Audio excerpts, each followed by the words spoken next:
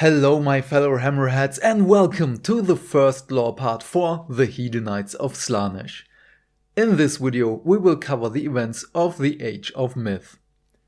But before we begin, I recommend that you buy and read the Battletome and the stories for yourself, because only this way we can support Games Workshop, the Black Library, their authors, and you can enjoy the unabridged stories for yourself.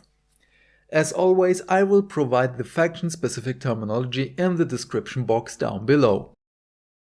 As for every new wonderful being watching this, as every video could be someone's first, these lore videos are meant to be roleplayed. I don the mantle of a traveler who gathers information about the lore and welcomes you in my newly set up Hammerhead Inn, which is located somewhere in the mortal realms. Now, I won't waste any more of your time. Let's begin.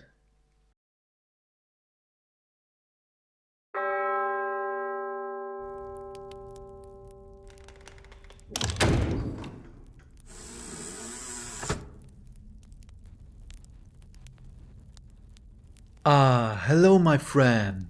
Welcome back to the Hammerhead Inn. Please, grab yourself something to drink. I will be right with you.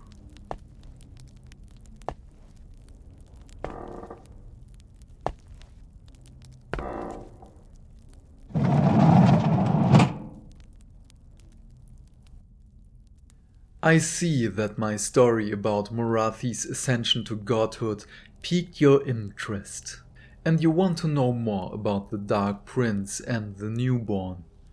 But to understand this, I must take you back to a time where it all began. In a time before these realms were born into existence, the world that was everything we knew. It was fun to live there, to visit Altdorf, Nuln, Karazakarak. But everywhere I went, there was something inside the hearts of every inhabitant of the old sphere. Desire, ambition, addiction. Slaanesh is unlike his brothers in the pantheon of the Chaos Gods. When his nemesis Khorne wants to fuel rage and bloodlust, the Dark Prince wants sensation.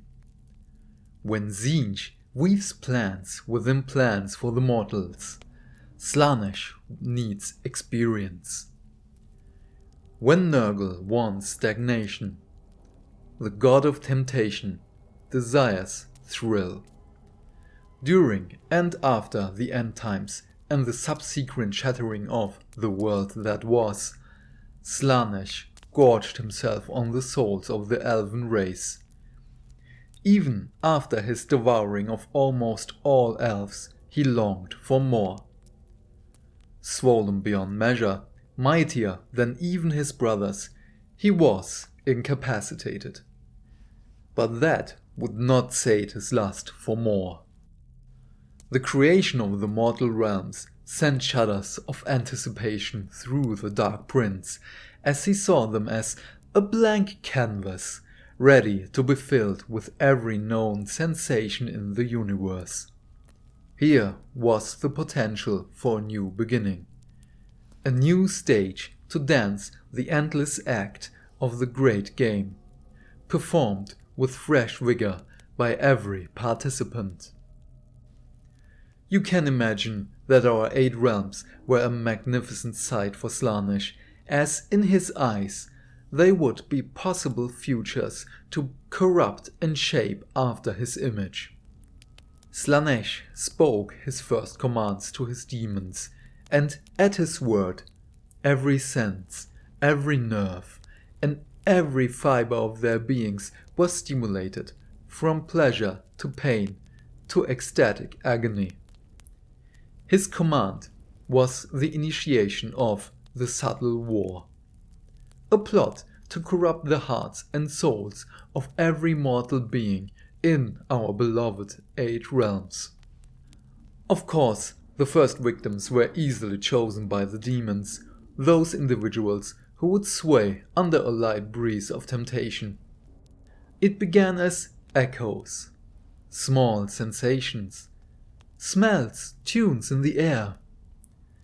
But the more people turned to these echoes, the stronger Slaanesh's grasp became.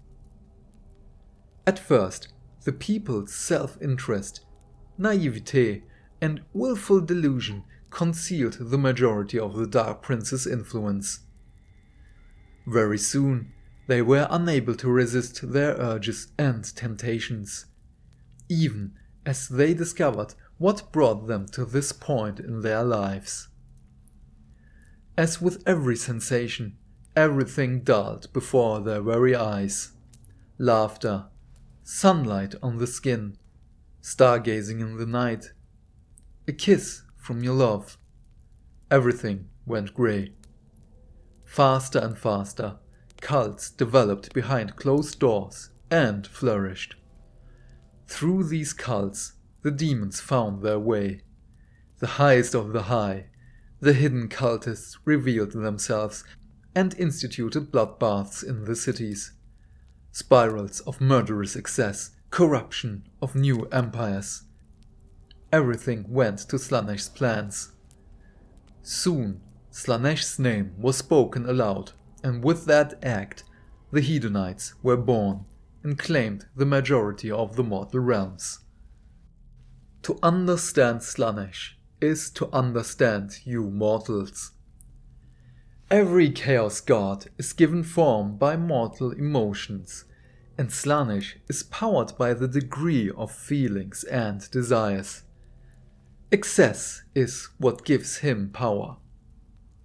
If a mortal desires food above all, he will see Slaanesh as an obese being. If a mortal desires pain, he will see Slaanesh as a torturer. The image of the Dark Prince shapes with the desires of every person, even to a point in which the image might be a song.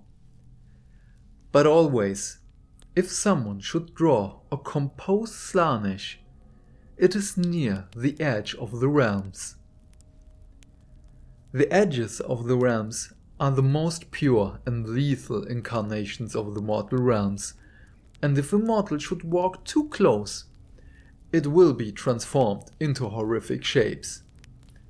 Funny for the Dark Prince, terrifying to everyone else. Well, at least terrifying for other mortals. Slaanesh wants to claim these edges as he desires the changeable territories. Also, in some places, the edges hemorrhage into Slaanesh's domain.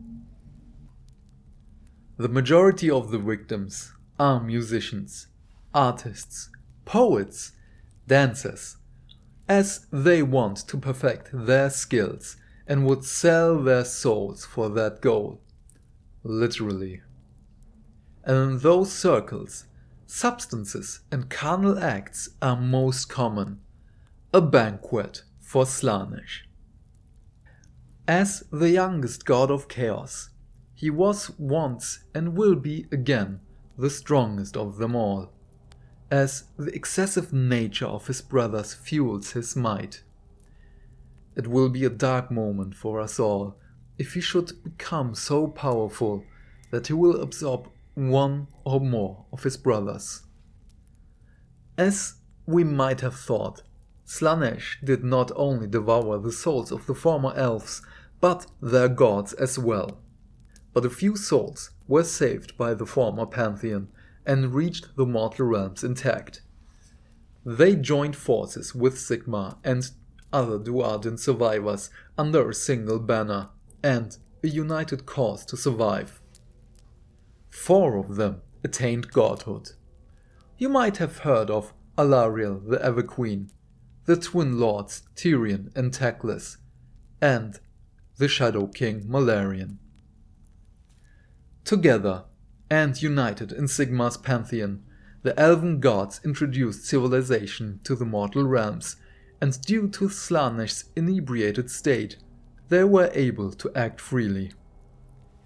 But they knew that they had to act quickly, as this was not a state in which Slaanesh would stay for long, and as the Dark Prince was in hiding, Tzeentch's complex plots ensured that Teclis would find Slaanesh. Tyrion Teclis, Malarian, and Morathi met in secret and prepared a stage to rescue their race. They used themselves as bait, because nothing is more delicious than the soul of an elven god. So they lured the Dark Prince to Ulgish, a subrealm between Ulgu and Haish. The trap sprung. Snares of Ulguan magic and nets of Haishian magic were counterparts, but the deities with a consummate understanding of the nature of magic were able to devise spells to work in tandem. It took them 66 years to prepare the ritual, but they were successful, and they dethroned the Dark Prince from his realm. As soon as his followers prayed and they heard no answers, they knew that something was wrong. The true goal, nonetheless, was to rescue the souls of the elves from his gullet. Some were successfully remade, others were too corrupted, and thus were the Idoneth Deepkin and the Scathborn born into the mortal realms. But even in those elves, which were successfully remade, Slaanesh left a trauma, so that they were unable to heal, and the Dark Prince's victory was eternal. The Lumineth during this age are a prime example, as their excess led to the Ochari Dara and the beginning of the Age of Chaos. For now, that's it, my friend.